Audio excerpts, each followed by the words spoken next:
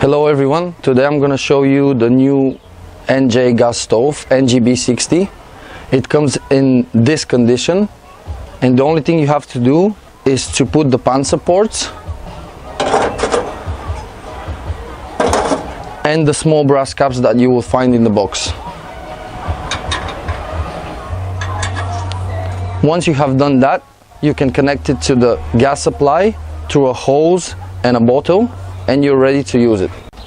It has a stainless steel surface, which is easy to clean, two powerful double burners, 3.8 kilowatts each, and a automatic piezo ignition, so you don't need an additional lighter. I also forgot to tell you that there is an additional pan support for coffee and tea that you can put on the pan support like that. So once you have connected the cooker to the gas supply, the only thing now you have to do is just press and push the knob and turn it anti-clockwise until you hear a clicking sound. Then you can release it and the gas stove is on.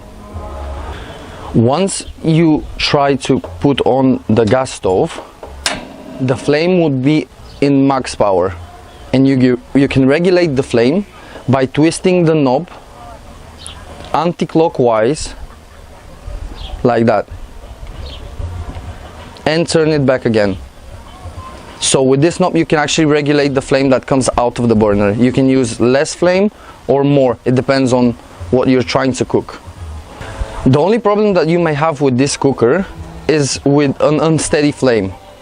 You can regulate the flame while the cooker is on, and this is really important because you have to see the flame from the dampers underneath the cooker.